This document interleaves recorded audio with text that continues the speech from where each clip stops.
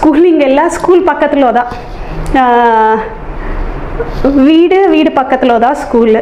So அப்படியே வந்து ஒன்றும் தெரியாமல் போயிடுச்சு. ஸ்கூல் எல்லாம் ஒன்றும் லைக் நார்மலாக தான் போயிட்டுருக்கு.